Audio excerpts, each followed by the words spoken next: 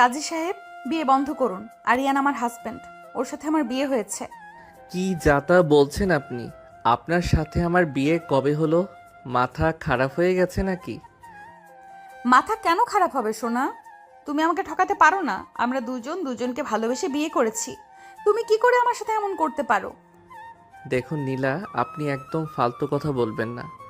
আপনার সাথে আমার তেমন কোনো সম্পর্ক নাই, তাই এখানে এসব ঝামেলা করবেন না। তুমি এখন আমাকে ঝামেলা বলছো সোনা? তুমি কি ভুলে গেছো একদিন আমরা কত কাছাকাছি ছিলাম, কত মধুর সময় পার করেছি আমরা? এদিকে বিয়ের আসরে সবাই হাঁ করে তাকিয়ে ওদের কথা শুনছে। আজ আরিয়ানের বিয়ে, আর সেই বিয়ের আসরে এসে নীলা এসব কথা বলছে। আরিয়ানের বাবা এবার রেগে গেল। তিনি রেগে চিৎকার করে বলে উঠল, আরিয়ান, এসব কি হচ্ছে? এই মেয়েটা কে? তুমি বিশ্বাস করো বাবা, ওনার সাথে আমার তেমন কোনো সম্পর্ক নাই। বিয়ে তো দূরের কথা, আমি জানি না উনি কেন এমন করছে। তুমি কি বলছো বেবি? তুমি আমাকে ভুলে যেতে পারো না? আমরা তো একে অপরকে ভালোবাসি। একটু রাগ অভিমান হতেই পারে, তার জন্য তুমি অন্য মেয়েকে বিয়ে করতে চলে আসবে? দেখুন, একদম নাটক করবেন না। কি শত্রুতা আছে আপনার সাথে যে আপনি এভাবে আমাদের মান সম্মান নষ্ট করছেন? তোমার সাথে তো অনেক হিসাব বাকি সোনা। এই, কি বিড়বিড় করছেন? স্পষ্ট করে বলুন। আমি আর কি বলবো? তুমি তো সবার সামনে আমাকে অস্বীকার করছো। এখন আমার প্রমাণ দেখানো ছাড়া আর কোনো উপায় নেই। প্রমাণ? কিসের প্রমাণ? দেখুন, আপনার সাথে আমার কখনো কিছু হয়নি, তাহলে কিসের প্রমাণ দেখাবেন আপনি? সেটা সবাই দেখেই বলুক কিসের প্রমাণ। বিয়ের আসরে গানের শব্দ যেন হঠাৎ করেই থেমে গেল। চারপাশের আলো ঝলমলে সাজসজ্জা, হাসি, আনন্দ, আত্মীয় স্বজনের কোলাহল সব মুহূর্তেই স্তব্ধ হয়ে গেল। নীলার সেই দাবিতে সবার চোখ এখন শুধু আরিয়ান আর নীলার দিকে। কারোর মুখে কথা নেই, কিন্তু ফিসফাস শুরু হয়ে গেছে চারিদিকে। নীলা ঠোঁট বাঁকিয়ে একরকম রহস্যময়ী হাসি দিল। তার চোখে পানি, কিন্তু সেই পানির আড়ালে লুকানো এক অদ্ভুত দৃঢ়তা। সে ধীরে ধীরে তার ব্যাগে চেন খুলল। চারপাশে যেন নিঃশ্বাস বন্ধ হয়ে আছে সবার। আরিয়ান বিরক্ত আর রাগে কাঁপতে কাঁপতে বলল, নাটক বন্ধ করুন নীলা। এখানে কেউ আপনার এসব মিথ্যা বিশ্বাস করবে না। বিশ্বাস করবে না? তাহলে চোখ দিয়ে দেখে নিক সবাই। আজ আমি কারোর দয়া চাইতে আসিনি, আমি আমার অধিকার নিতে এসেছি সোনা। এই বলে নীলা তার ব্যাগ থেকে কয়েকটা ছবি বের করলো। ছবিগুলোতে দেখা যাচ্ছে আরিয়ান নীলা খুব কাছাকাছি দাঁড়িয়ে আছে, কারো কাঁধে কারো হাত, কোথাও হাসি মুখে সেলফি, কোথাও আবার এমন ঘনিষ্ঠ মুহূর্ত যা দেখে সহজেই ভুল বোঝা যায়। সবাই হাঁ করে তাকিয়ে আছে। নীলা সেই ছবিগুলো এগিয়ে দিল আরিয়ানের বড় ভাইয়ের হাতে। ভাইয়া, আপনি দেখুন আমি মিথ্যা বলছি নাকি আপনার ভাই। আরিয়ানের ভাই ছবিগুলো হাতে নিয়ে একবার আরিয়ানের দিকে তাকালো, তারপর বাবার দিকে। তার মুখের রং ফ্যাকাশে হয়ে গেছে। আরিয়ান চিৎকার করে উঠল, এগুলো ফটোশপ। আমি জানি না কিভাবে এগুলো বানানো হয়েছে। কিন্তু নাটক এখানেই শেষ নয়। নীলা এবার ব্যাগে হাত ঢুকিয়ে এবার একটা ভাঁজ করা কাগজ বের করলো। কাগজটা খুলতেই সবার নিঃশ্বাস যেন আটকে গেল। শুধু ছবি না, এটা আমাদের বিয়ের কাগজ। কাজী অফিসের সিল আছে, সাক্ষীর লাইন আছে। এখন বলো সোনা, আমায় অস্বীকার করবে কিভাবে? সে কাগজটা সরাসরি আরিয়ানের ভাইয়ের হাতে দিল। ভাই কাগজটা নিয়ে বাবার হাতে দিল। আরিয়ানের বাবা কাগজটা পড়তে পড়তে হঠাৎ থমকে গেলেন। তার চোখ বড় হয়ে গেল। সত্যি সেখানে আরিয়ানের নাম, নীলার নাম, সিল, সিগনেচার সবকিছুই স্পষ্ট। বাবার হাত কাঁপতে লাগলো রাগে। তিনি ধীরে ধীরে আরিয়ানের দিকে এগিয়ে এলেন। এত বড় লজ্জা দিলে আমাদের? বউ থাকতে আবার বিয়ে করেছো, তোমার লজ্জা করে না? ঠাস করে একটা জোরাল থাপ্পড় পড়ল আরিয়ানের গালে। চারপাশে সবাই চমকে উঠল। আরিয়ান হতভম্ব হয়ে বাবার দিকে তাকিয়ে বলল, বাবা, তুমি বিশ্বাস করো, আমি কিছু জানি না। আমি কোনো বিয়ে করিনি, এটা ষড়যন্ত্র। কিন্তু কেউ তার কথা শুনছে না। আত্মীয় স্বজনেরা মুখে হাত দিয়ে ছিছি করছে, কেউ বলছে, কি চরিত্র দেখেছো ছেলের? বউ লুকিয়ে আবার বিয়ে, আজকালকার ছেলেদের বিশ্বাস নাই। কোনো পক্ষে লোকজন রেখে আগুন। কোণের বাবা চিৎকার করে বলল, আমাদের মেয়ের জীবন নিয়ে খেলতে এসেছিলেন, আগে নিচের সংসার সামলান। মুহূর্তের মধ্যে আনন্দমুখর বিয়ের আসর পরিণত হলো অপমানে আর বিশৃঙ্খলায়। কেউ আর আরিয়ানের দিকে তাকাচ্ছে না বিশ্বাসের চোখে। সবাই নীলার দিকেই সহানুভূতির দৃষ্টি দিচ্ছে। নীলার চোখের কোণে পানি এনে নিচু গলায় বলল, আমি কারো সংসার ভাঙতে আসিনি, আমি শুধু আমার স্বামীর অধিকার চাইতে এসেছি। এই কথা শুনে আরো গুঞ্জন ছড়িয়ে পড়ল চারিদিকে। আরিয়ান একা দাঁড়িয়ে রইল সবার মাঝে, তার মুখে অবিশ্বাস, অপমান আর অসহায়তার ছাপ। সে শুধু একবার নীলার দিকে তাকালো। আপনি এটা কেন করছেন নীলা? আপনার সাথে তো আমার এমন কিছুই হয়নি। নীলা চোখ তুলে তার দিকে তাকালো, সেই দৃষ্টিতে কেমন এক অদ্ভুত রহস্য। হিসেব তো এখনো শুরুই হলো না সোনা। আরিয়ানের মাথার ভেতর যেন ঝড় বইতে লাগলো। সত্যি কি কোনো ফাঁদে পড়েছে সে, নাকি অতীতের কোনো ভুল আজ তার সামনে এসে দাঁড়িয়েছে? বিয়ের মঞ্চের ফুলগুলো ঝরে পড়ছে একে একে, আর সেই ফুলের মতোই ঝরে পড়ছে আরিয়ানের সম্মান। বিয়ের আসরের ভিড় তখনও গুঞ্জনে ভরা। কেউ ছবি দেখছে, কেউ বিয়ের কাগজ নিয়ে আলোচনা করছে, কেউ আবার আঙ্গুল তুলে আরিয়ানকে দোষারোপ করছে। ঠিক সেই সময় হঠাৎ করে কোণের রুমে দরজার ধাক্কা দিয়ে খুলে গেল। ভারী লেহেঙ্গা সামলে চোখের জল আর মুখে আতঙ্ক নিয়ে দৌড়ে এলো রিমা। তার কানে সব কথা পৌঁছে গেছে, প্রতিটা অভিযোগ, প্রতিটা চিঠি, প্রতিটা অপমান। রিমা ভিড় ঠেলে সামনে এসে দাঁড়ালো, তার চোখ সরাসরি আরিয়ানের দিকে। এসব কি শুনছি আমি? এটা কি সত্যি? চারপাশ নিস্তব্ধ, যেন সবে অপেক্ষা করছে এই মুহূর্তটার জন্য। আরিয়ান ছুটে এসে রিমার সামনে দাঁড়ালো, তার চোখ লাল, গালটা এখনো থাপ্পড়ের চিহ্নে চলছে। রিমা, তুমি এসব বিশ্বাস করো না প্লিজ। আমি সত্যিই জানি না উনি কেন এমন করছে। আমি কখনো কোনো বিয়ে করিনি। আমি শুধু তোমাকেই ভালোবাসি। 2 বছর ধরে তুমি আমার সব কিছু।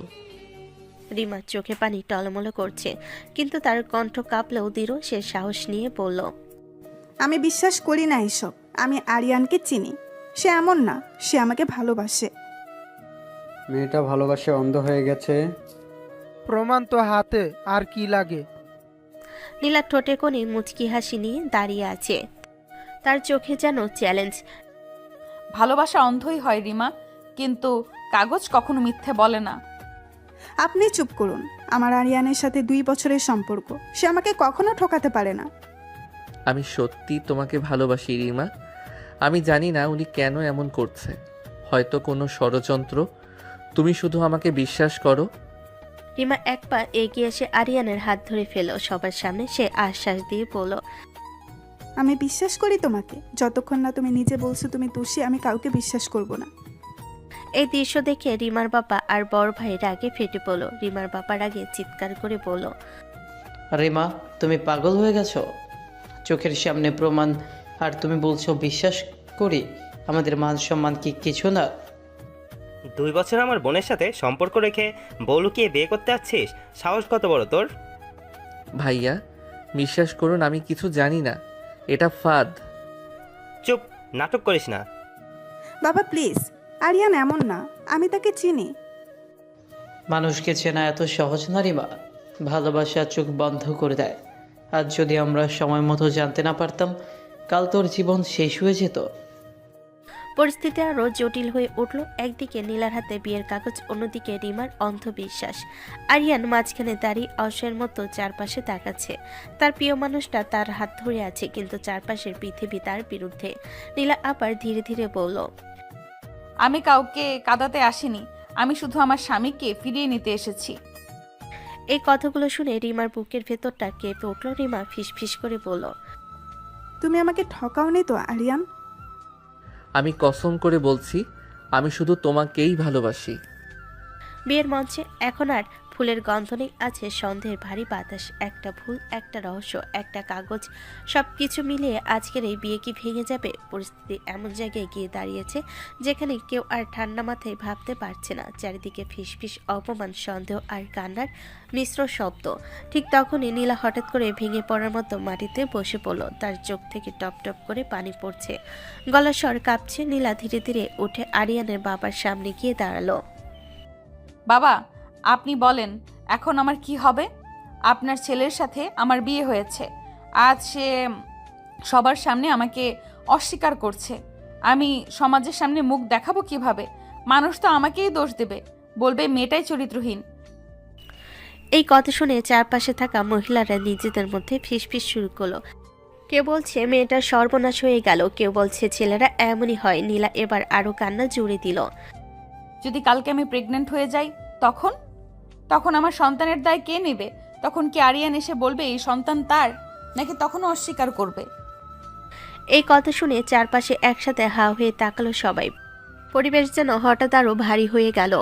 রিমার মুখ সাদা হয়ে গেল, তার হাত কাঁপতে লাগলো। আরিয়ানের বাবা বিস্মিত আর রাগে কাঁপা গলায় বললেন, এসব কি বলছো তুমি? কি আজে বাজে কথা বলছেন আপনি? আমাদের মাঝে এমন কিছুই হয়নি। আপনি মিথ্যে অপবাদ দিচ্ছেন। মিথ্যে? তাহলে এই বিয়ের কাগজে ছবি এগুলো কি? ছবি দিয়ে সব প্রমাণ হয় না। আর আপনি যে ইমোশনাল কথা বলে সবাইকে হাত করার চেষ্টা করছেন সেটা বন্ধ করুন। আমাদের মাঝে কোনো শারীরিক সম্পর্ক হয়নি। আপনি সবার সামনে নাটক করছেন। এই স্পষ্ট কথা শুনে চারিদিকে আবারও গুঞ্জন ছড়িয়ে গেল। কেউ বলল ছেলেটা এখন ভয় পেয়ে অস্বীকার করছে, কেউ আবার বলল মেয়েটা হয়তো ব্ল্যাকমেল করছে। রিমা কাঁদতে কাঁদতে পিছিয়ে গেল এক পা, তার বুকের ভেতর যেন কিছু ভেঙে যাচ্ছে। আরিয়ান, সত্যি বলো, এমন কিছু হয়নি তো? আমি কসম করে বলছি হয়নি। আমি শুধু তোমাকেই ভালোবাসি। নীলা হঠাৎ করে কাঁদতে কাঁদতে মাটিতে বসে পড়ল। সে সবার সামনে তাকিয়ে বলল, দেখলেন বাবা, এখন সব দোষ আমার। আমি মেয়ে বলে সবাই আমাকে দোষ দেবে। আমার সম্মান, আমার ভবিষ্যৎ সব শেষ হয়ে গেল। আরিয়ানের বাবা এবার গভীর দৃষ্টিতে নিজের ছেলের দিকে তাকালেন। তার চোখে সন্দেহ, রাগ আর দ্বিধা। তিনি কঠিন গলায় বললেন, আরিয়ান, যদি এক ফোঁটাও সত্যি লুকায়ে থাকিস আজ বলে দে, পরে যেন আর কখনো শুনতে না হয়। বাতাস যেন ভারী হয়ে উঠেছে। রিমার চোখে অশ্রু, নীলার মুখে কান্নার আড়ালে অদ্ভুত এক দৃঢ়তা। আরিয়ান মাঝখানে দাঁড়িয়ে যেন শ্বাস নিতে পারছে না। আজকের এই বিয়ের মঞ্চে শুধু একটা সম্পর্কই না, 3টা জীবনের ভবিষ্যৎ ঝুলে আছে। বিয়ের মঞ্চের ফুলগুলো শুকিয়ে যাচ্ছে, কিন্তু উত্তাপ যেন আরো বেড়ে চলেছে। কেউ বসে নেই, কেউ শান্ত না, সবার চোখে প্রশ্ন, সন্দেহ আর রাগের আগুন। আরিয়ান হঠাৎ করে বাবার সামনে গিয়ে দাঁড়ালো, তার চোখে পানি কিন্তু কণ্ঠে দৃঢ়তা। বাবা, বিশ্বাস করো, সব মিথ্যা। উনাকে আমি চিনি মাত্র। এর বাইরে আমার সাথে উনার কোনো সম্পর্ক নেই। কোনো বিয়ে হয়নি, কোনো বাসর হয়নি, কিছুই হয়নি। কেউ আমাকে ফাঁসানোর চেষ্টা করছে। তার গলা স্বর কাঁপছে, কিন্তু কথাগুলো স্পষ্ট। সে যেন মরিয়া হয়ে বাবার বিশ্বাসটা ফিরে পেতে চাইছে। নীলা হঠাৎ মাথা তুলে তাকালো, তার চোখে যেন আগুন আর জল একসাথে। শোনো, তুমি এত সহজে অস্বীকার করে দিচ্ছ? আমাদের বাসরের রাতের কথা কি তুমি ভুলে গেছো? তুমি নিজ হাতে আমার মাথায় ওড়না তুলে দিয়েছিলে, বলেছিলে আমি তোমার স্ত্রী। এই কথা শুনে চারিদিকে যেন বজ্রপাত হলো। আরিয়ান রাগে কাঁপতে কাঁপতে চিৎকার করে উঠল, কী সব বলছেন আপনি? বিয়ে করলাম না আর বাসর হয়ে গেল? আজে বাজে কথা বলবেন না। আমি কোনো দিন আপনার সাথে একা পর্যন্ত থাকিনি। নিমার বুকের ভেতরটা হাহাকার করে উঠল, তার চোখে জল জমে কাঁপছে। বাসর? নীলা মুখ ঢেকে আবার কান্না শুরু করলো। সে আবার সবাইকে বোঝাতে চেয়ে বলল, আমি তো মেয়ে মানুষ, আমার মুখ দিয়ে কি সব বলাতে চাও? আমি কি নিজের সম্মান নিজে নষ্ট করতে এসেছি? যদি কিছু নাই হতো আমি কি এমন কথা বলতাম? তার কান্না শব্দে আশেপাশের কিছু মহিলা এগিয়ে এসে তাকে সান্ত্বনা দিতে লাগলো। আরিয়ানের বাবা মাথায় হাত দিয়ে বসে পড়লেন। এটা কি হচ্ছে আল্লাহ? কোনটা সত্যি কোনটা মিথ্যা বুঝতে পারছি না। আরিয়ানের বড় ভাই দাঁড়িয়ে আছে চুপ করে, তার মুখে কঠিন ভাব। সে একবার আরিয়ানের দিকে তাকায়, একবার নীলার দিকে। আরিয়ানের ভাই ধীরে বলল, আরিয়ান, যদি সত্যি কিছু না হয়ে থাকে তাহলে এত প্রমাণ এলো কোথা থেকে? আমি জানি না ভাইয়া, হয়তো কেউ ইচ্ছে করে করেছে। আমরা কি খেলনা নাকি? এত বড় অপমানের পরেও বিয়ে হবে ভেবেছ? আমার মেয়েকে নিয়ে তোমাদের পারিবারিক নাটক চলবে না। এই ছেলের সাথে বিয়ে হবে না। বউ আছে, বাসর করেছে, এমন ছেলের সাথে বিয়ে দেওয়া মানে আমার বোনের ভবিষ্যৎ নষ্ট করা। ভাইয়া প্লিজ, আরিয়ান এমন না। চুপ করো রিমা, এখন আর আবেগের সময় না। চারিদিকে শুধু উত্তেজনা। আরিয়ান মাঝখানে দাঁড়িয়ে যেন দম বন্ধ হয়ে যাচ্ছে তার। একদিকে বাবার সন্দেহ, ভাইয়ের দ্বিধা, অন্যদিকে রিমের পরিবারের রাগ আর অপমান। আর মাঝখানে দাঁড়িয়ে নীলার কান্না ভেজা মুখে, কিন্তু চোখের গভীরে অদ্ভুত এক স্থিরতা। সে ধীরে ধীরে বলল, আমি কোথাও যাব না, আমার স্বামী আমাকে স্বীকার না করা পর্যন্ত। এই ঘোষণা যেন আগুনে ঘি ঢালার মতো কাজ করলো। বাতাসে এখন শুধু উত্তেজনার গন্ধ, কারো মুখে হাসি নেই, শুধু চাপা গুঞ্জন আর ক্ষোভ। বিয়ের মঞ্চে সাজানো ফুলগুলো যেন উপহাস করছে এই ভাঙা মুহূর্তকে। হঠাৎ করেই আরিয়ানের বাবা সোজা হয়ে দাঁড়িয়ে গেলেন, তার মুখ শক্ত চোখে সিদ্ধান্তের ছাপ। কাজী সাহেব, এত কথা আর শুনতে চাই না। যদি কাগজে কলমে বিয়ে হয়ে থাকে তাহলে আজই সবার সামনে আবার নিয়ম করে বিয়ে পড়িয়ে দেন। আমার ছেলে যদি ভুল করে থাকে আজই তার দায়িত্ব নিতে হবে। এই কথা শুনে চারিদিকে চাঞ্চল্য ছড়িয়ে পড়ল। কে বলছে ঠিক সিদ্ধান্ত, কে বলছে জোর করে বিয়ে কি করে হয়। আরিয়ান যেন বিশ্বাসই করতে পারছে না। বাবা তুমি কি বলছো? আমি কোনো বিয়ে করিনি। আমি রিমাকে ভালোবাসি, আমি ওকেই বিয়ে করব। তার গলার স্বর কাঁপছে, কিন্তু ভালোবাসার ঘোষণা স্পষ্ট। রিমা ভেঙে পড়ে কান্নাই শুরু করলো। তার সাজগোজ করা মুখে অশ্রুর রেখা। আঙ্কেল প্লিজ এমন করবেন না। আরিয়ান আমাকে ভালোবাসে, আমরা 2 বছর ধরে একসাথে আছি। ভালোবাসা দিয়ে সব মাপা যায় না রিমা। যদি সত্যি আগে বিয়ে হয়ে থাকে তাহলে সে তোমাকে বিয়ে করতে পারে না। সমাজেরও একটা নিয়ম আছে। নীলা মাথা নিচু করে দাঁড়িয়ে আছে, কিন্তু ঠোঁটে কোণে যেন অদৃশ্য এক তৃপ্তি। কাজী সাহেব দ্বিধায় পড়ে গেলেন। ব্যাপারটা খুব জটিল। যদি আগের বিয়ের কাগজ সত্যি হয় তাহলে নতুন করে কিছু করার আগে সেটা যাচাই করা দরকার। যাচাই পরে হবে, আগে আমার ছেলের দায়িত্ব তো ঠিক হোক। কখনো না, আমি জোর করে বিয়ে করব না। আমি কোনো অন্যায় করিনি। আমি শুধু রিমাকে ভালোবাসি। আমি তোমাকে ছাড়া কাউকে বিয়ে করব না। তুমি বিশ্বাস রাখো। আমি বিশ্বাস করি, কিন্তু যদি তোমার পরিবারই জোর করে? রিমার পাপা আর ভাই তখন রাগে লাল। রিমার পাপা রাগে চিৎকার করে বলল, আমাদের মেয়েকে অপমান করে আবার নাটক। এই বিয়ে এখানেই শেষ। আমরা 1 মিনিটও এখানে রিমাকে রাখবো না। কেউ কোথাও যাবে না, আজ এই মঞ্চেই সব সিদ্ধান্ত হবে। একদিকে বাবার কঠোর আদেশ, অন্যদিকে আরিয়ানের দৃঢ় স্বীকারোক্তি। আরিয়ান পিছিয়ে গিয়ে সোজা হয়ে দাঁড়িয়ে বলল, আমি মরতে পারি, কিন্তু জোর করে বিয়ে করব না। তার চোখে অদ্ভুত এক জেদ। নীলা আবার কান্না জুড়ে দিল। সে ন্যাকা কান্না করে বলল, তাহলে আমার কি হবে? আমি কোথায় যাব? পরিস্থিতি এখন বিস্ফোরণের দ্বার প্রান্তে। একটা সিদ্ধান্ত হয় যা 3টা জীবন বদলে দিতে পারে। এই মুহূর্তে ঝুলে আছে বাতাসে। পরিস্থিতি এমন জায়গায় এসে দাঁড়িয়েছে যেখানে মুক্তি, ভালোবাসা, আবেগ সবকিছু হার মানছে এক অদৃশ্য চাপের কাছে। চারপাশে দাঁড়িয়ে থাকা মানুষগুলো নিঃশ্বাস আটকে দেখছে বাবা ছেলের এই ভয়ঙ্কর মুখোমুখি অবস্থান। আরিয়ানের বাবা হঠাৎ করে বুক চেপে ধরে ভারী গলায় বললেন, আরিয়ান, আজ যদি তুমি এই মেয়েকে বিয়ে না করো তাহলে আমার লাশ দেখবি। আমার সম্মান আমি নিজের হাতে মাটিতে মিশতে দেব না। এই কথা যেন বজ্রপাতের মতো নেমে এলো সবার উপর। আরিয়ান হতবাক হয়ে গেল, চোখ বড় বড় করে তাকিয়ে রইল বাবার দিকে। কি বলছো বাবা? এই সামান্য মেয়ের কথা বিশ্বাস করে তুমি এত বড় কথা বললে? আমার কথা একবারও বিশ্বাস করলে না? তার কণ্ঠে অভিমান, ক্ষোভ আর অসহায়তার মিশ্রণ। বাবা কঠিন স্বরে বললেন, সামান্য বলছো? একজন মেয়ের সম্মান সামান্য না। যদি সে তোমার স্ত্রী হয় তাহলে তাকে সম্মান করতে শেখো। স্ত্রী না ও, আমি ওকে বিয়ে করিনি। ও শুধু মিথ্যা বলছে। তাহলে এখন হবে, আজ এই মঞ্চেই হবে।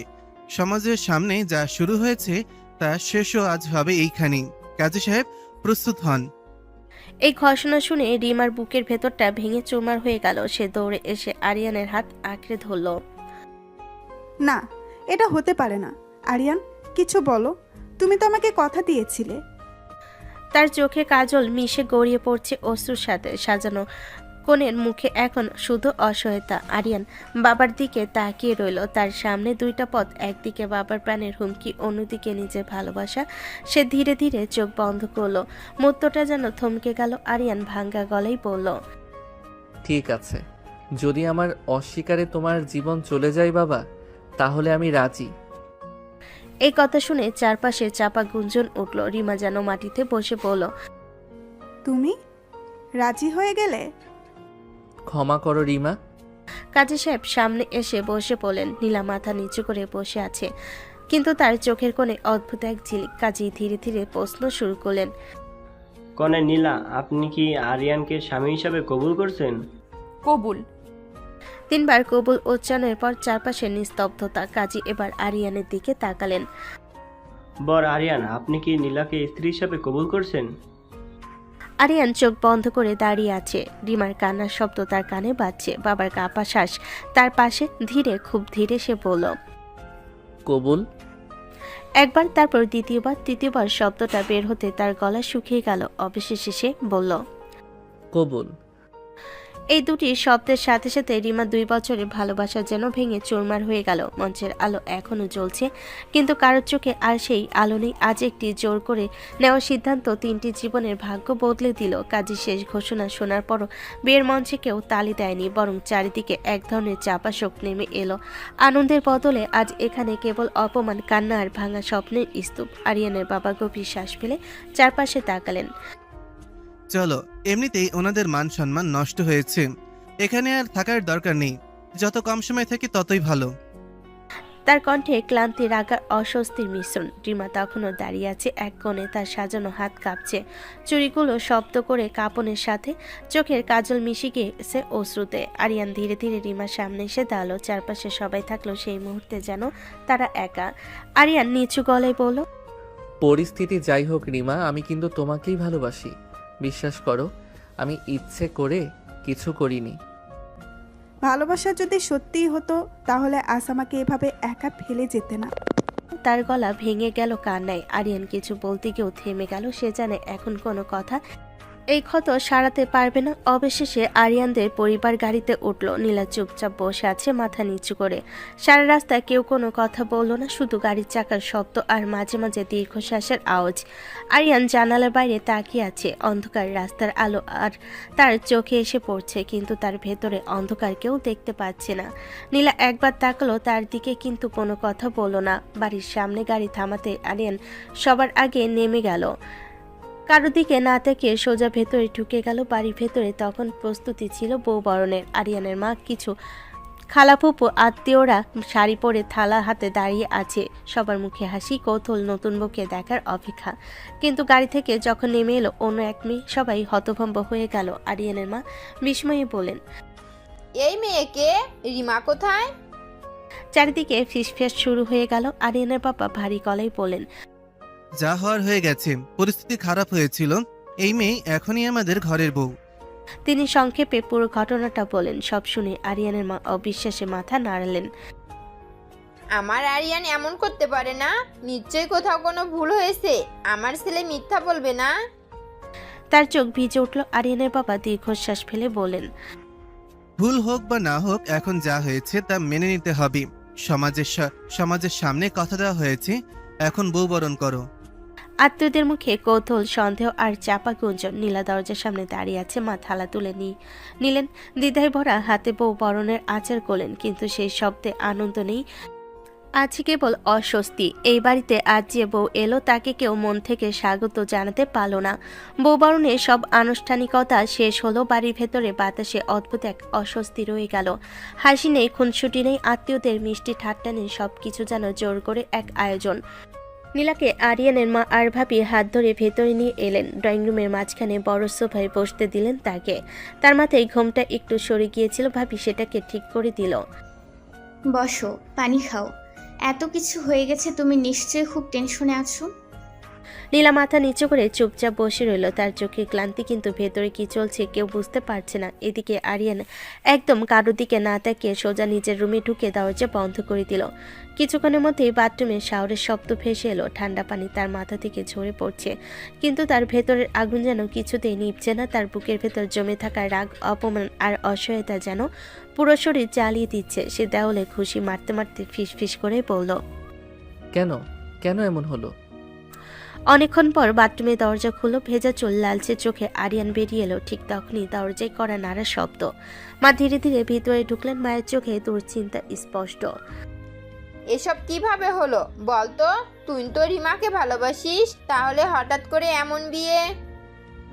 জানি না মা, আমি নিজেও বুঝতে পারছি না উনি এসব কেন বলল, কেন এমন প্রমাণ দেখালো। কিন্তু বিশ্বাস করো, ওনার সাথে আমার কোনো সম্পর্ক নেই। তার কণ্ঠে ক্লান্তি আর ভাঙা আত্মবিশ্বাস। মা ধীরে ধীরে ছেলের কাছে এসে তার কাঁধে হাত রাখলেন। যা হওয়ার হয়ে গেছে বাবা। কখনো কখনো মানুষ চাইলেই সবকিছু ঠিক করতে পারে না। এখন যেটা হয়েছে সেটা মেনে নেওয়াই ভালো। সংসার মানে দায়িত্ব। কখনো না মা, আমি কিছুতেই কোনো মিথ্যাবাদীকে মানব না। আমি যদি দোষী হতাম তাহলে চুপ থাকতাম, কিন্তু আমি জানি আমি নির্দোষ। সমাজের সামনে বিয়ে হয়ে গেছে বাবা, এখন সবকিছু অস্বীকার করলে আরো ঝামেলা হবে। ঝামেলা হলেও হোক, আমি মিথ্যার সাথে আপোষ করব না, সত্যিটা বের করেই ছাড়বো।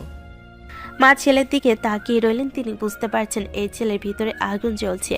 বাইরে বসে আছে নতুন বউ নীলা, তার ভেতরে নিজের রুমে দাঁড়িয়ে আছে এক ক্ষুব্ধ স্বামী যে মনে মনে এই বিয়েকে মেনে নিতে প্রস্তুত না। এই সংসার কি আদৌ শুরু হবে? ঘরের ভেতরে ভারী নীরবতা।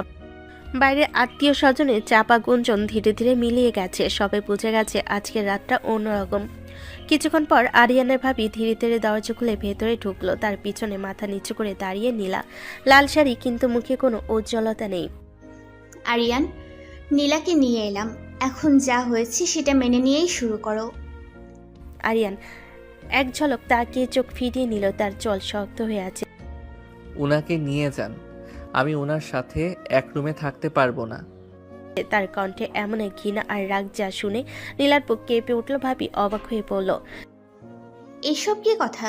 বিয়ে হয়েছে, বউ মানবে না সেটা হয় নাকি? সংসার করতে হলে এক রুমেই থাকতে হয়। সংসার? এটা সংসার না ভাবি, এটা জোর করে চাপিয়ে দেওয়ার নাটক। উনি সব নাটক করেছে, মিথ্যাবাদী মহিলা। এই কথা শুনে নীলা মাথা তুলল। তার চোখে জল চিকচিক করছে, কিন্তু সে চুপ। ঠিক তখনই আরিয়ানের বাবা দরজায় এসে দাঁড়ালেন। আমি কোনো নাটক দেখতে চাই না, যা হয়েছে তা মেনে নিতে হবে। বড় বৌমা, নীলাকে রেখে চলো। তার গলায় এমন এক কঠোরতা যে কেউ তার প্রতিবাদ করতে সাহস পেল না। ভাবি একবার আরিয়ানের দিকে তাকালো, তারপর নীলার হাত ছেড়ে দিয়ে বেরিয়ে গেল। মা দরজার কাছে দাঁড়িয়ে কিছুক্ষণ ছেলের দিকে তাকিয়ে রইলেন। যা হয়েছে তা নিয়ে আর কথা বাড়াবি না, মেয়েটা এখন এই বাড়ির বউ। তারপরও তিনি ধীরে ধীরে দরজা ঠেলে দিলেন।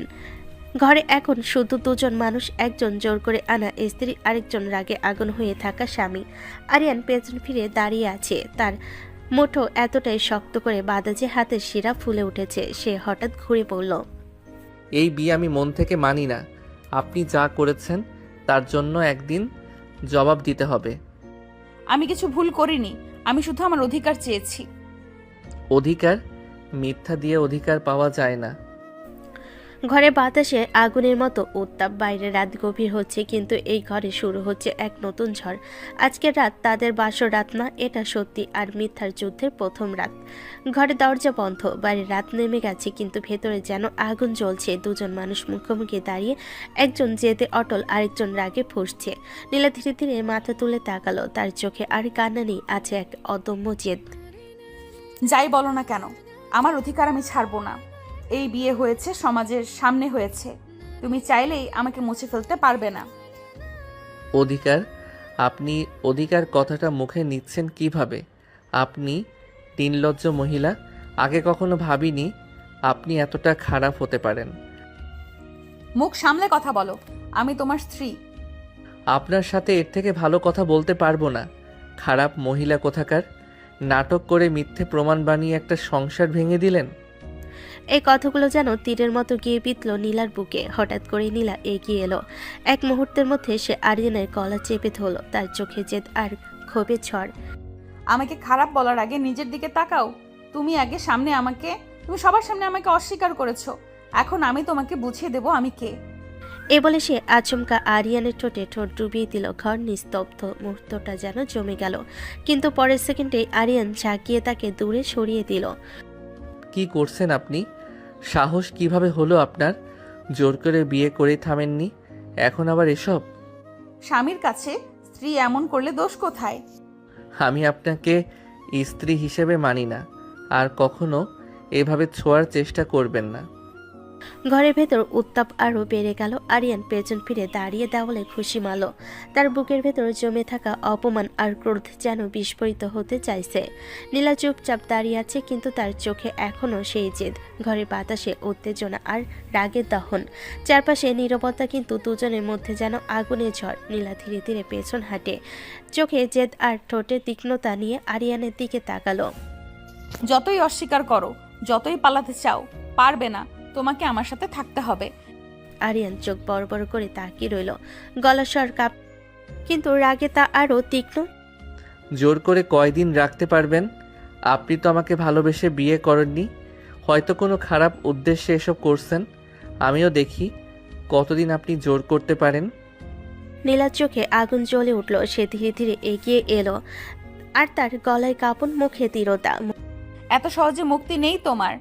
মুহূর্তটা স্থির হয়ে গেল। ঘরের চারপাশে বাতাসে চাপা গুঞ্জন যেন দুজনের মধ্যকার যুদ্ধের আগুনের প্রতিধ্বনি।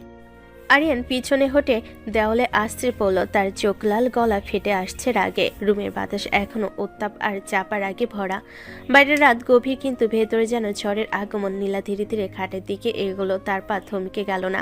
একটি শক্তি তার ভেতর থেকে বলছে সে থেমে থাকবে না। নীলা শুয়ে পড়ল খাটে, চোখ বন্ধ, কিন্তু মুখে এক অদম্য জেদ। আরিয়ান দেওয়ালের পাশে দাঁড়িয়ে হাত বেঁধে রাগে ফুঁসছে, তার কণ্ঠে বিরক্তি আর হতাশা একসাথে। আমার জীবনকে আপনি নরকে পরিণত করেছেন, এখন কি রুমও দখল করতে চান? আমার অধিকার সব কিছুরই, ঘরে বাইরে, এই বাড়ির প্রতিটা জায়গা, সব জায়গা। তুমি বুঝবে না, কিন্তু আমার জায়গা এখানে। কিন্তু মনে কখনো জায়গা পাবেন না। ঘরের মধ্যে দুই প্রান্তে দাঁড়িয়ে দুজন মানুষ, একদিকে রাগে ফুঁসছে আরিয়ান, অন্যদিকে অদম্য জেদে শুয়ে আছে নীলা। সকাল হালকা আলো নিয়ে আসে, কিন্তু ঘরে এখনো রাতের উত্তেজনা ছাপ আছে। ঘরের এক কোণে নীরবতা, আরেকদিকে সবকিছু যেন আগের রাতের উত্তেজনা ধরে রেখেছে।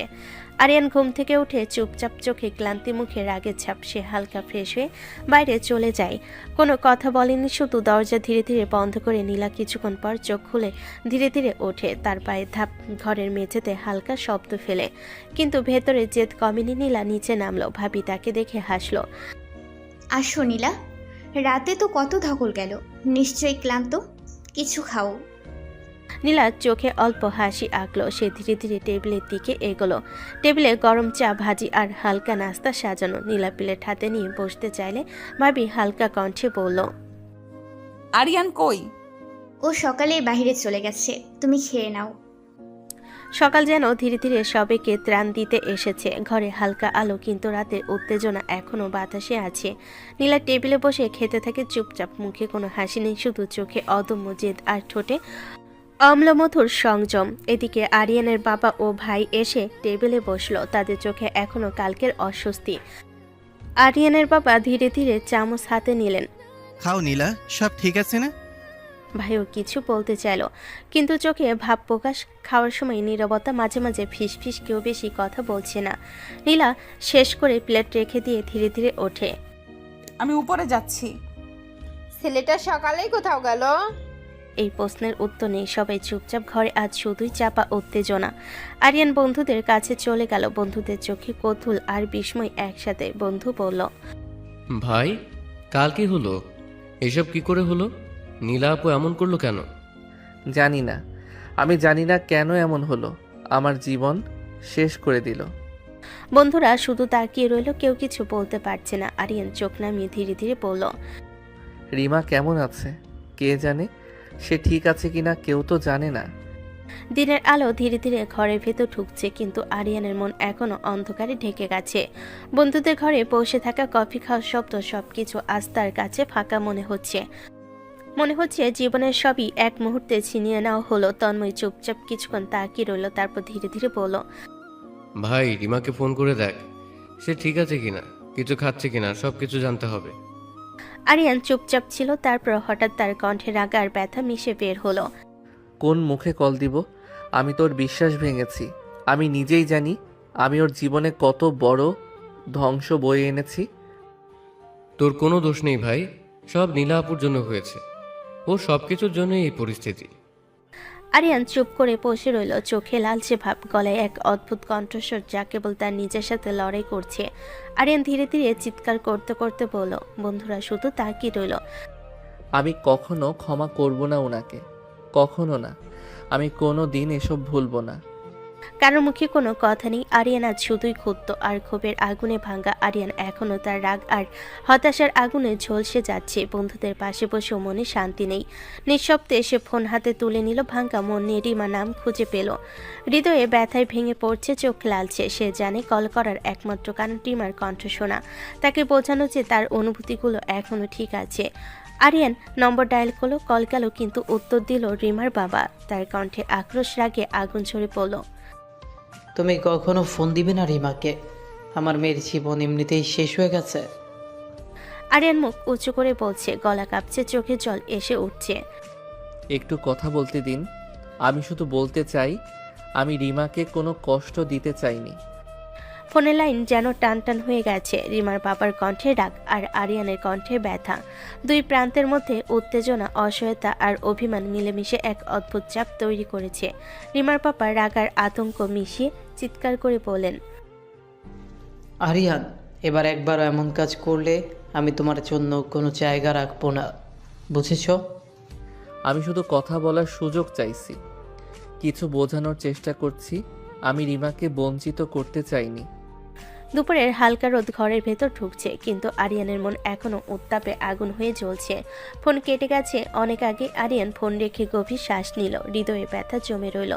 বাড়ি ফিরতে দেখা যায় নীলা গোসল করে বেরিয়েছে, ভেজা চুল, শরীর ঢেকে ব্লাউজ ও পেটিকেট পরা। ঘরের বাতাসে তার সৌন্দর্য যেন আরো স্পষ্ট হয়ে উঠছে, কিন্তু আরিয়ান কিছুতেই তার দিকে তাকাতে পারছে না। আরিয়ান দ্রুত দরজা বন্ধ করে বেলকনিতে চলে গেল। দৃষ্টি নিচু, গলা কাঁপছে রাগে। নীলা হালকা শাড়ি পরেছে। সে ধীরে ধীরে বেলকনির দিকে এগিয়ে এসে দাঁড়ালো। তার চোখে জেদ, মুখে হালকা হাসি। এই অবস্থা দেখেও চুপ কেন? কাছে আসো, আদর করো। একদম ন্যাকামি করবেন না, আপনার সাথে থাকা হচ্ছে না, দূরে যান। নীলা অচঞ্চল নয়। সে ধীরে ধীরে এগিয়ে এলো আরিয়ানের দিকে, দৃষ্টিপাত করে গলা জড়িয়ে ধরল। কেন সোনা, আমাকে কি সুন্দর লাগছে না, নাকি তোমার ভেতরে সমস্যা আছে? আরিয়ান রাগে আগুন হয়ে উঠল। তার চোয়াল শক্ত, চোখ লাল, গলা ফেটে আসছে। কারণ আপনি বাজে মহিলা, আমার রুচি হয় না আপনাকে কাছে যেতে। নীলা রেগে গেল। তার চোখে আগুন, ঠোঁটে দহন। হঠাৎ করে সে আরিয়ানের ঠোঁটে কামড়ে ধরে কিস করতে শুরু করলো। আরিয়ান পিছনে হেঁটে গেল, কিন্তু নীলা থেমে নেই। তার কণ্ঠে যে চোখে দহন, শরীর জড়ানো শক্তি, রুমের মধ্যে উত্তাপ আগুনের মতো। বাতাসে চাপা গরমে আর দুজনের মধ্যে যে তার রাগের টানাপোড়েন। আরিয়ান সরে গেল, কিন্তু নীলা ধীরে ধীরে আরিয়ানের দিকে এগোলো। তার চোখে অদম্য জেদ, ঠোঁটে কোণে এক কুৎসিত হাসি। হঠাৎ করে নীলা আরিয়ানের ঠোঁটে ঠোঁট মিলে কিস করতে শুরু করলো। তার হাতে ধীরে ধীরে আরিয়ানের শার্টের বোতাম খুলতে শুরু হলো। আরিয়ান চোখ বড় বড় করে রাগ আর বিস্ময়ে বলে উঠল, কি করছেন আপনি? কিন্তু নীলা থামে না। সে হঠাৎ আরিয়ানের ঠোঁট কামড়ে ধরল। আরিয়ান দম বন্ধ হয়ে গেল, কিছু বলতে পারল না। এক মুহূর্তে নীলা আরিয়ানের শার্ট খুলে ফেল। তার ঠোঁটে রাগ আর জেদ সব মিলেমিশে হয়ে গেল এক অনিয়ন্ত্রিত উত্তাপ। নীলা বুকে কিস করতে শুরু করলো। আরিয়ান চোখ বড় করে তাকিয়ে রইল, কিন্তু সে আর থাকতে পারছে না। তার রাগ ও ঘৃণায় আগুন মিশে যেন সবকিছু ধ্বংস করতে চাচ্ছে। নীলা তখন আরিয়ানের হাত ধরে টেনে নিয়ে বিছানায় শোয়ালো, আবার ঠোঁটে ঠোঁট মিলিয়ে কিস করতে লাগলো। আরিয়ান রাগে গলা ফেটে চিৎকার করতে করতে ধাক্কা দিল। নির্লজ্জ মহিলা, লজ্জা করে না? জোর করে বিয়ে করে আবার এসব করছেন। আমাকে আটকাতে পারো না, আমি তোমার স্ত্রী। মানি না, দূরে থাকুন। রুমে এখনো উত্তেজনা, বাতাসে চাপা উত্তাপ। আরিয়ানের চোখ লাল, মন ভাঙা, শরীর জড়িয়ে রাগ আর অভিমান। নীলা ধীরে ধীরে তার দিকে এগোতে থাকে। নীলা একটু হেসে ধীরে ধীরে আবার এগিয়ে এসে আরিয়ানের ঠোঁটে ঠোঁট মিলিয়ে কিস করতে শুরু করলো। আরিয়ান এবার সরিয়ে দিয়ে বলল, এবার একটু শান্তি দিন, আমি মানতে পারছি না আপনাকে। না মানলেও আমার অধিকার। এই ঘরে, এই জীবনে, সব জায়গায় আমার অধিকার আছে। জোর করে অধিকার পাওয়া যায় না, এটা কেবল বিশ্বাস, সম্মান আর বোঝাপড়ার মাধ্যমে পাওয়া যায়। নীলা রেগে আবার কাছে এলো। আরিয়ান চোখ নামিয়ে স্থির হয়ে দাঁড়ালো। তার রাগ এবং অভিমান দুই প্রান্তে ঠেকে আছে। তুমি চাইলে আমার অধিকার মানো বা না মানো, কিন্তু আমি থেমে থাকবো না। আমি এখানে আমার জায়গা চাই। ঘরে উত্তেজনার চাপ এখনো অচল। বাতাসে ঠেকছে রাগ, জেদ আর অধিকার সব মিশে এক অদ্ভুত টানা পড়েন। আরিয়ানের চোখ লাল, মন উত্তাপে ভরে। ধীরে ধীরে রেগে ওয়াশরুমের দিকে চলে যায়। পিছনে শুধু নীলা। সে ধীরে ধীরে বিছানায় বসে, চোখে জেদ, মুখে অদ্ভুত এক হাসি। মনে মনে আছে প্রতিশোধের পরিকল্পনা। আরিয়ান ওয়াশরুমের মধ্যে পানি ছেড়ে রাগে ফুঁসতে লাগলো। কেন আমার জীবন নষ্ট করছেন নীলা? আমি তো রিমার সঙ্গে সুখী হতে পারতাম, আর আপনি কেন আমার সুখ কেড়ে নিলেন? আমি কি কখনো আপনার কোনো ক্ষতি করেছি? রুমের মধ্যে রাগ আর আবেগের গর্জন, ওয়াশরুমে পানির শব্দ আর আরিয়ানের কণ্ঠ মিলেমিশে ঘরের ভিতর উত্তাপ ছড়িয়ে দেয়। নীলা ধীরে ধীরে বিছানায় বসে চোখে আগুন, মনে মনে বলল, সবকিছু শোধ তুলবো, ছাড়বো না তোমাকে। ঘরটি শুধু রুম নয়, এটি হলো দুই অদম্য মনের রাগ, জেদ, প্রতিশোধ এবং আবেগের লড়াই। আরিয়ান ওয়াশরুম থেকে বের হলো। তার চোখে এখনো রাগে লালছে, মন উত্তাপে জ্বলছে। নিঃশব্দে সে ধীরে ধীরে রুমের মধ্যে এগিয়ে আসে। নীলা তখন ধীরে ধীরে তার দিকে তাকিয়ে বলল, চলো খেয়ে আসি। আপনি যান, আমি একাই চলে যাব। নীলা প্রথমে থাকলো না, ধীরে ধীরে তার দিকে এগিয়ে এসে কণ্ঠে হালকা তীক্ষ্ণতা। ঠিক আছে, আমার সঙ্গে এতটা কড়া ব্যবহার? আমি তোমার বাবাকে জানিয়ে দিব, এমন আচরণ চালিয়ে যাও। আরিয়ান চোখ একবার ঘুরিয়ে তাকালো, কণ্ঠে রাগ আর অভিমান মিশিয়ে পড়ল। ঠিক করছি, আপনি এসবেরই যোগ্য। মুহূর্তের মধ্যে আরিয়ান সিঁড়ি ধরে নিচে নামতে শুরু করলো। নীলা হেসে ধীরে ধীরে তার পেছনে নামলো। দুপুরের আলো জানালা দিয়ে ধীরে ধীরে ঘরে ঢুকছে। ঘরের বাতাসে শান্তি, কিন্তু মনে অবিশিষ্ট উত্তেজনা ও ঝগড়ার আগুন এখনো জ্বলছে। আরিয়ান টেবিলের পাশে বসে, চোখে রাগ আর মুখে হতাশা। নীলা ধীরে ধীরে তার পাশে আসলো, কিন্তু মুখে অদম্য জেদ। মুহূর্তের মধ্যে ঘরের সব দৃষ্টি তাদের দিকে। এই ঘর শুধু খাবারের ঘর নয়, এটি হলো আবেগ, রাগ, অধিকার আর ঘনিষ্ঠতার এক অদ্ভুত মেলবন্ধন। দুপুরের খাবারের সময় আরিয়ানের বাবা খাবারের চামচ থামিয়ে তাকিয়ে বলেন, নীলামা, কোনো সমস্যা হচ্ছে না তো? বাবা, আরিয়ান এখনো আমাকে মেনে নিচ্ছে না, রাগ করে বসে থাকে সব সময়। আরিয়ানের বাবা আরিয়ানের পাশে বসে কণ্ঠে রাগ আর হতাশা মিশিয়ে বলেন, আরিয়ান, এসব কি শুনছি? বাবা, যে আমার জীবন নষ্ট করছে তার সাথে আমি কত ভালো ব্যবহার করব। মা ধীরে ধীরে চুপচাপ বসে আছে, তার কণ্ঠে হালকা উদাসীনতা আর অভিভাবকী নির্দেশ মিশে বললেন, বাবা, নীলা তো তোর বউ, ঝামেলা না করাই ভালো। ঘরের সমস্ত নজর এখন তাদের দিকে। দুপুরে খাবার শুরু হলো। ঘরের সবাই টেবিলের চারপাশে বসে, কিন্তু ঘরের মধ্যে অদ্ভুত নীরবতা। চোখের কোণে রাগ, অভিমান আর অধিকার সব মিলেমিশে ঘরের বায়ুকে চাপা উত্তাপে ভরিয়ে রেখেছে। সবার চুপচাপ খাওয়ার মধ্যে মনটা ভরে আছে অদ্ভুত আবেগে। কেউ কোনো কথা বলছে না, সবাই শুধু নিজের ভিতরে উত্তাপ নিয়েই খাচ্ছে। আরিয়ান ভেতরে রাগ নিয়ে চুপচাপ রুমের দিকে চলে যায়। রুমে গিয়ে সে দরজা বন্ধ করে বসে, মাথা ঢেকে নেয়, চোখ বন্ধ করে নিজের রাগ আর হতাশার আগুন সামলাচ্ছে। এদিকে নীলা বসে আছে পাশে। ভাবির চোখে মমতা, মুখে হালকা হাসি। ভাবি ধীরে ধীরে বলল, আরে নীলা, স্বামীর মন পেতে সারাক্ষণ কাছে কাছে থাকবে, একটু আদর করবে, দেখবে সব রাগ শেষ হয়ে যাবে। নীলা থেমে নেই। ভাবির কথা মনে মনে ভেবে সে কিছুটা শান্তি পেল, কিন্তু চোখে এখনো জেদ, মনটা এখনো অটল। বিকেলের দিকে নীলা ছাদে বসে শান্তির খোঁজে। হালকা বাতাস ধীরে ধীরে দোলা দিচ্ছে। ঠিক সেই মুহূর্তে ভাবি ধীরে ধীরে উঠে আসে হাতে কফি নিয়ে। নীলা, বসে একটু কফি খাও, বাহিরে বাতাস ভালো লাগছে, মনটা হালকা করবে। বিকেলের রোদ হালকা হলেও ঘরের উত্তাপ কমেনি। ছাদের হালকা বাতাস বইছে। নীলা বসে আছে, চোখে সামান্য ক্লান্তি আর জেদ। ভাবি পাশে এসে কফি হাতে বসলো। নীলা, রেগে থেকো না, পরিবেশ উপভোগ করো, ভালো লাগবে। ঠিক আছে ভাবি, একটু শান্তি লাগছে। দুজন বসে আড্ডা দিতে লাগলো। হালকা হাসি, কথার মাঝে ধীরে ধীরে স্মৃতি, কলেজের দিনগুলো, যাত্রাপথের গল্প। নীলা, কিভাবে আরিয়ানের সঙ্গে পরিচয় হলো তোমার? ভার্সিটি থেকে ভাবি, সেখান থেকেই আমরা চেনা। আড্ডার মধ্যে হেসে খেলে তারা কিছুটা হালকা হলো, কিন্তু মনে আগুন এখনো জ্বলছে। সন্ধ্যা হতে নীলা রুমে চলে আসলো। চোখে পড়লো আরিয়ান ফোন হাতে বসে আছে, স্ক্রিনে রিমার ছবি। আরিয়ান, তুমি কি করছো? এখনো রিমার ছবি দেখছো? যা খুশি করব, আপনার কি? আরিয়ান, তোমার যত রাগই হোক, আমার অধিকার আমি ছাড়বো না। নীলা, জোর করে অধিকার পাওয়া যায় না, আমি মানতে পারছি না। আরিয়ান, তুমি সাহস কিভাবে পেলে বেডরুমে বসে প্রেমিকার ছবি দেখতে? আমার চোখের সামনে এমন কি করে করো? আরিয়ান চুপচাপ দাঁড়িয়ে, চোখে রাগ আর অভিমান, কণ্ঠে উত্তেজনা। নীলা, আপনি যদি জোর করে আমার লাইফে না আসতেন, রিমা আজ আমার বউ হতো। নীলার চোখে আরও রাগ, মুখে জেদ আর ঠোঁটের হালকা হাসি। আর থামলো না। নীলা ধীরে ধীরে এগিয়ে তার কণ্ঠে জেদ নিয়ে বলল, আরিয়ান, এখন আমি তোমার বউ। রিমাকে ভুলে যাও। এই ঘর, এই জীবন আমার অধিকার। কখনো না নীলা, আপনার মতো মিথ্যাবাদীর জন্য আমি ওকে ভুলবো না। আমি জানি রিমা আমার জন্য কত মূল্যবান। রুমে উত্তাপ তুঙ্গে, বাতাস ভারী। ঘরের চারপাশে চাপা রাগ আর অভিমান। আরিয়ান ফোন বন্ধ রেখে খাটের পাশে বসে, চোখে রাগ আর কণ্ঠে হতাশা। নীলা ধীরে ধীরে তার কাছে এসে বলল, রিমা তোমার প্রেমিকা ছিল, আমি তোমার স্ত্রী। আরিয়ান হঠাৎ চুপচাপ হয়ে গেল, কিন্তু রাগ আর হতাশা এবং অভিমান চোখে ঝলসাতে লাগলো। নীলা, জোর করে বিয়ে করলেই স্ত্রী হওয়া যায় না। নীলা থেমে থাকলো না, ধীরে ধীরে তার দিকে এগিয়ে আসে, চোখে জেদ, কণ্ঠে অদম্য আত্মবিশ্বাস। কিভাবে স্ত্রী হয়? কিভাবে স্ত্রী হয় বলো আমাকে? কি করলেই স্ত্রী বলা যায়? আরিয়ান পেছনে হেঁটে চোখ নামিয়ে কণ্ঠে রাগ মিশিয়ে বলল। দূরে যান। নীলা থেমে না থেকে কাছে এসে আরিয়ানের ঠোঁটের সঙ্গে ঠোঁট মিলিয়ে কিস করতে শুরু করলো। এইভাবেই তো স্ত্রী হয়? আদর করলে? তুমি আমাকে অনেক আদর করো আরিয়ান। আরিয়ান রাগে আগুন হয়ে গেল, চোখ বড় করে হাত পেছনে সরিয়ে বলল।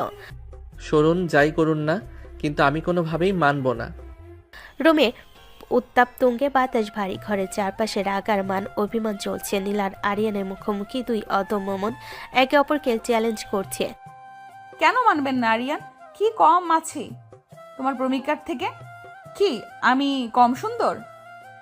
আরিয়ান চোখ ভেজা রাগ আর হতাশা মিশিয়ে চিৎকার না করেও শান্ত কণ্ঠে বলল। সুন্দর বা অসুন্দর কিছু না নীলা, আপনি মিথ্যাবাদী। আমার জীবন নষ্ট করেছেন, সবার সামনে আমাকে অপমান করেছেন। নীলার চোখে আগুন জ্বলছে। ধীরে ধীরে সে আরিয়ানের দিকে এগিয়ে আসে, কণ্ঠে জেদ আর হতাশা একসাথে মিশিয়ে। আমি কি কম অপমানিত হয়েছি তোমার জন্য? সেটা কি তোমার মনে পড়ে না? সামান্য কারণে আমার জীবন নষ্ট করতে পারেন না নীলা। আপনি এতটা শক্তিশালী হয়ে ওঠেন কেন? অবশ্যই পারি। তুমি আমাকে অপমান করতে পারো, আমি কেন পারবো না? আরিয়ান এক মুহূর্তে থমকে গেল, চোখে আগুন শুকিয়ে ভিজে গেছে। সেই প্রতিশোধ নিতেই তো এমন করলেন আমার সঙ্গে। ঘরে বাতাস যেন হঠাৎ করে ভারী হয়ে উঠল। জানালা পর্দা হালকা দুলছে, কিন্তু রুমের ভেতরে আগুন জ্বলছে। দুজন মানুষ, দুই রকম জেদ, দুই রকম ক্ষত, কেউ কাউকে ছাড়তে রাজি নয়। নীলা চোখে তীব্রতা, ঠোঁট শক্ত করে চেপে সে সামনে দাঁড়িয়ে রইল। যা করেছি বেশ করেছি, একদম ঠিক করেছি।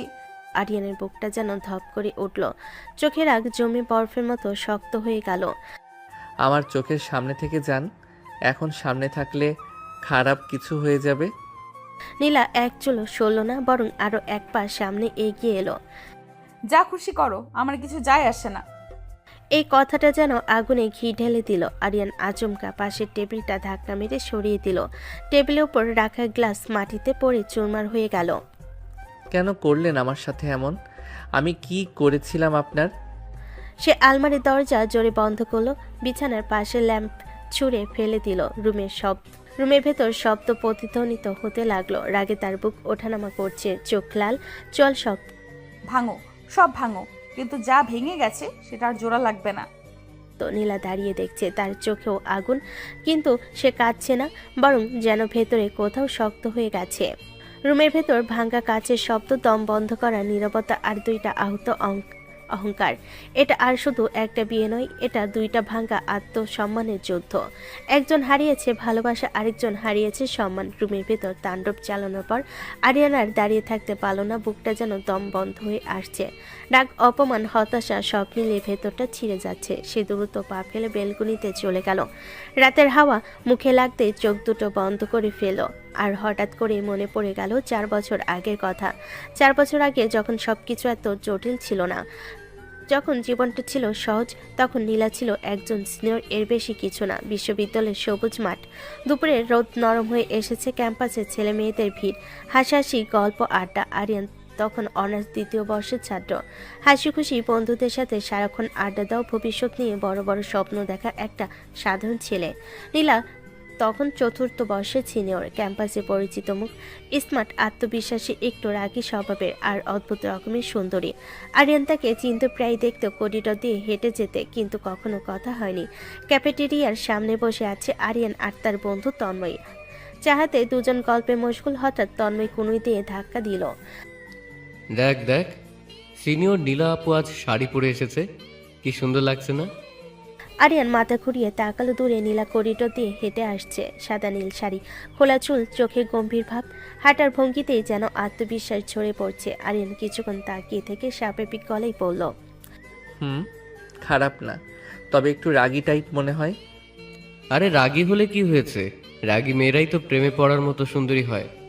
ধুর, আমি কিন্তু রাগী মেয়ের ধারে কাছেও যাই না, পরে না জানি কি ঝামেলা হয়। তাই নাকি? দেখিস একদিন এই রাগী মেয়েকেই নিয়ে তুই পাগল হবি। স্বপ্ন দেখো, আমি শান্ত টাইপের মেয়েই পছন্দ করি। তারা হাসতে লাগলো। তখনও কেউ জানতো না ভাগ্য কতটা অদ্ভুত খেলা খেলতে যাচ্ছে।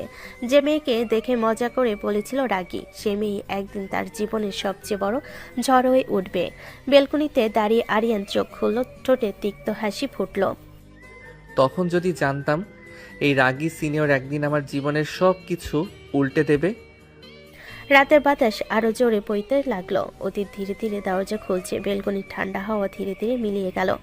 বর্তমানটা ঝাপসা হয়ে গেল চোখের সামনে। আরিয়ান আবার ডুবে গেল 4 বছর আগে সেই দিনগুলোতে, যখন জীবনটা এত জটিল ছিল না, যখন ভালোবাসার মানে ছিল কল্পনা আর সিনিয়র মানে ছিল দূর থেকে সম্মান।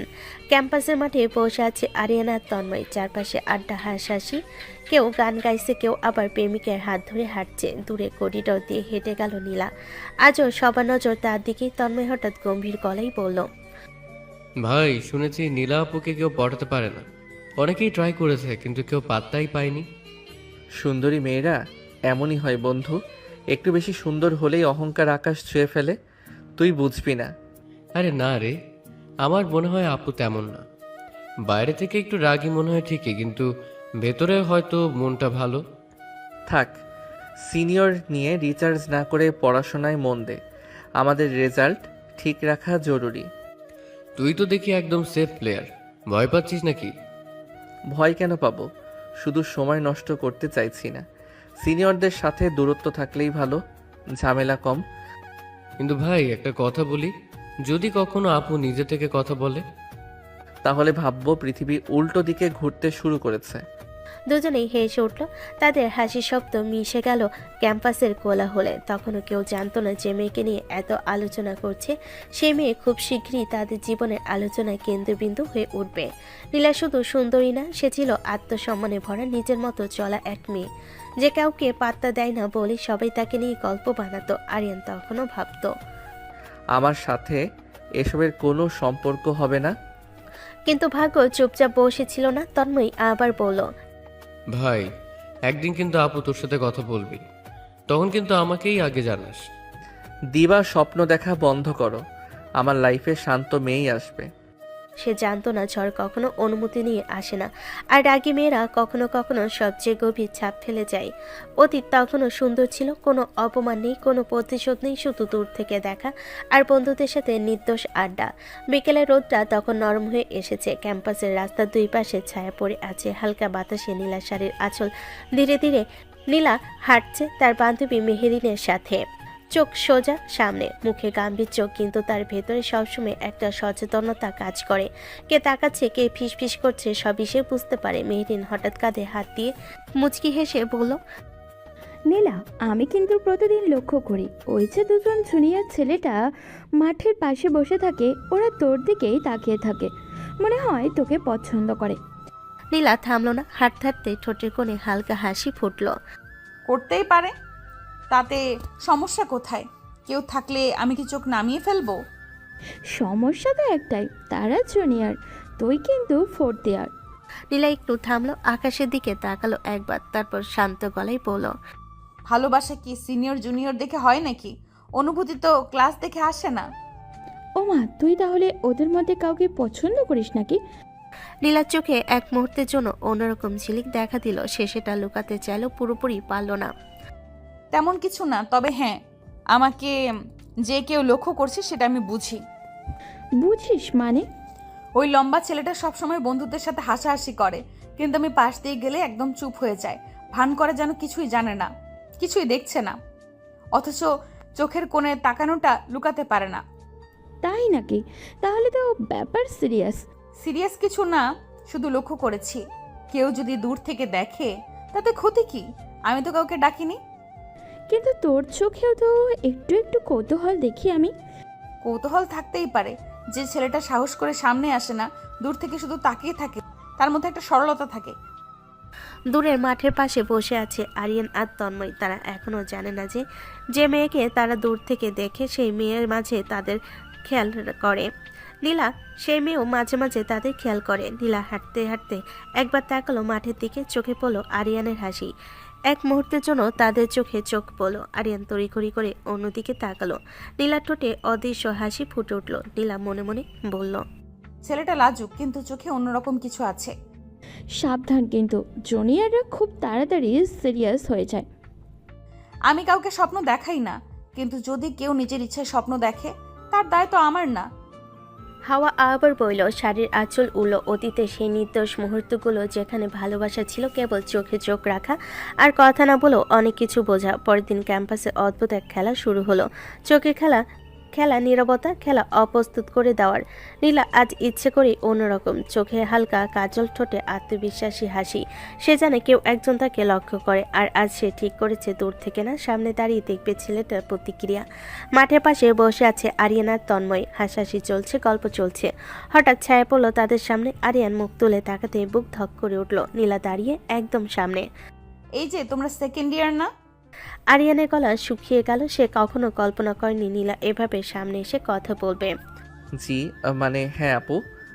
আপু, আমি কি এত বুড়ো নাকি? তন্ময় হাসি চেপে রাখছে কষ্ট করে। আরিয়ান একেবারে লাল হয়ে গেছে। না না, মানে সিনিয়র তো, তাই বললাম। সিনিয়র হলেই আপু বলতে হবে এমন কোনো নিয়ম আছে? নাম ধরে ডাকতে পারো। এই কথাটা শুনে আরিয়ানের মাথা পুরোপুরি ঝিমঝিম করে উঠল। সে চোখ নামিয়ে ফেলল। নীলার ভীষণ ভালো লাগলো দৃশ্যটা। এই লাজুক অপ্রস্তুত হয়ে যাওয়া ছেলেটাকে দেখে তার ভেতরে অদ্ভুত আনন্দ কাজ করলো। এত চুপ কেন?